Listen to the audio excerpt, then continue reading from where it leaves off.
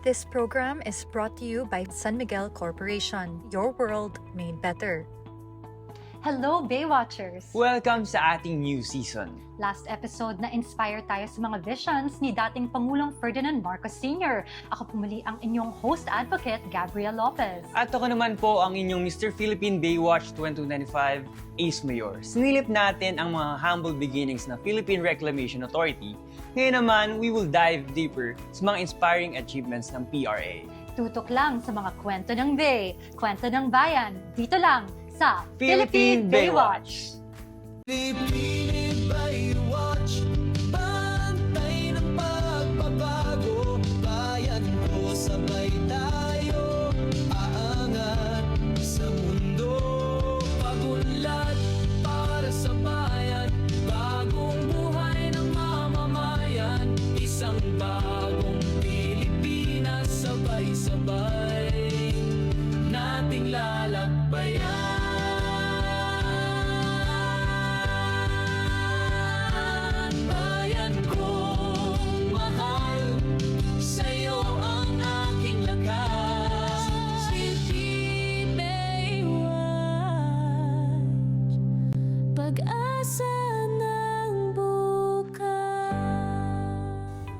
Sa ating last episode, nalaman natin ang pagmamahal ng dating Pangulong Ferdinand Marcos Sr. sa bansa. Natutunan din natin ang importansya ng reclamation. Ayon nga sa pag-aaral, dumarami ang mga tao sa Maynila, pero hindi ang mga lupang tinitirhan natin. Kaya naman, gumawa ng mga scientific interventions si dating Pangulong Ferdinand Marcos Sr. para agapan ito. Habang inaayos ni FM Senior ang bansa, ngayon naman, aalamin natin ang mga inspiring stories ng ating PRA workforce. Watchers, panoorin natin to.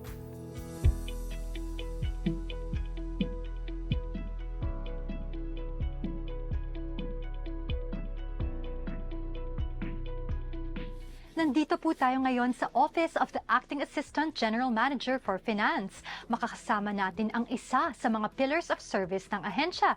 Tara na, Baywatchers!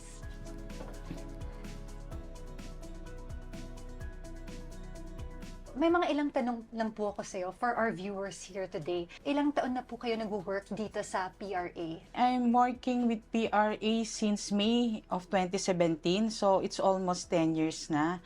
So from Accountant 4 to Division Manager of General Accounting to Department Manager of Accounting Services, and now as a concurrent Acting General Manager for Finance. And what does that mean po? As an Acting General Manager, General Assistant Manager for Finance, I oversee the day-to-day operations of the whole finance office, including the two departments, the Accounting Services Department and the Budget and Treasury Department. Tapos ano po yung mga challenges na na-experience nyo? So the challenges that I experience here in PRA is interesting since PRA has a diverse transaction. So PRA has reclamation projects, has joint ventures agreements, leases agreements, and various transactions with partners, with private partners.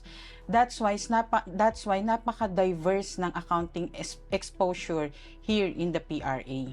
In terms of growth, because you've been here po for over a decade, have you seen growth as the years grow? Yes, definitely. Napakalaki ng growth namin dito here sa PRA in terms professionally. What about in terms of assets? When we talk about assets of PRA, napakalaki ng nangyari. So, last 2023, through the initiative of Chairman Alexander Lopez, PRA adopted the recognition of its real properties, yung kanyang investment properties, from cost method to fair market value method. That's why from 37 billion peso in year 2023, it drastically jumped to 205 billion in 2024. Tapos ano po yung greatest achievement niyo po?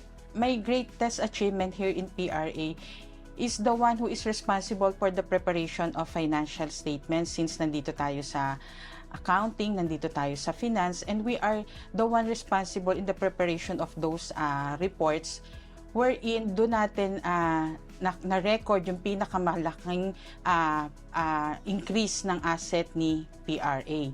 So, yun ang tingin kong achievement na reach namin with this one. Paano napalakas ang organization ng PRA bilang isang Class A GOCC? Okay. Since nasa finance kami, so definitely, specifically sa accounting, ang pinakamahalagang contribution namin sa PRA ay ang financial preparation in compliance to Philippine Financial Reporting Standards. So last 2023, through the initiative of Chairman Alex Lopez, we adopted the fair value method from cost method in recognizing its real property under the investment property accounts. With this one, it drastically increases our asset from 37 billion in 2023 to 205 billion in 2024. So, as per Executive Order number 24 na nagtatakda ng mga prescribing rules and regulation regarding sa compensation ng ating mga Board of Directors ng GOCC, batay sa klasifikasyon ng kanilang asset at revenues. Dahil sa pagtaas ng asset at revenues ni PRA, tayo po ay nakakuha from Class C to Class A na siyang pinakamataas na klasifikasyon. Ito po ay dahil sa effort po ng PRA management sa pangunguna po ni General Manager Engineer Cesar Chador Jr. at ng ating Chairman Alexander Lopez. Sa kabila ng mga hamon, ano po ang patuloy na nagbibigay sa inyo ng motivation upang magsilbi sa PRA at sa bayan? Sa kabila ng mga hamon, ang patuloy na nagbibigay motibasyon upang magsilbi sa bayan ay ang kaalaman na ang bawat tamang numero, bawat maayos na ulat at pagsunod sa batas at patakaran ay direktang nag-aambag sa wastong paggamit ng pondo ng bayan. Kami din po sa PRA ay may ambag sa pondo ng bayan sa pamamagitan ng pag-remit ng dividendo sa Department of Finance at pagbabayad ng tamang taxes sa Bureau of Internal Revenue. Bilang isang accountant sa gobyerno, hindi man palaging kami ang nasa unahan, yung frontliners, mahalaga naman ang aming papel sa pagtiyak ng transparency, accountability at integridad ng serbisyo publiko. Ang pag-alam ng aking trabaho ay may epekto sa tiwala ng mamamayan sa pamahalaan ang siyang nagtutulak sa akin na magpatuloy. Kahit mahirap at mabigat minsan ang responsibilidad. Ano po ang mensahe ninyo sa mga kabataang nais pumasok sa serbisyong publiko at maging bahagi ng mga institusyon tulad ng PRA?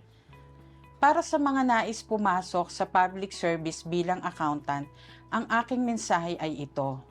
Higit sa kaalaman sa mga accounting standards at financial systems ang kailangan. Kailangan ang matibay na prinsipyo, integridad at malasakit sa bayan. Hindi laging madali ang trabaho sa gobyerno. Ngunit ang pagkakataong makapaglingkod ng tapat at maging bahagi ng pagbabago ay isang karangalang hindi matutumbasan. Kung handa kang manindigan sa tama at magsilbi hindi para sa pansariling interes, kundi para sa kapakanan ng nakararami. Ang public service ay isang makabuluhan at marangal na landas.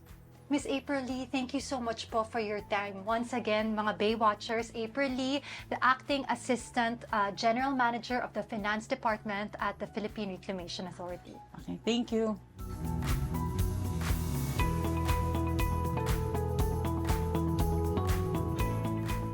Kwento ng Bay, Kwento ng Bayan, Philippine Baywatch.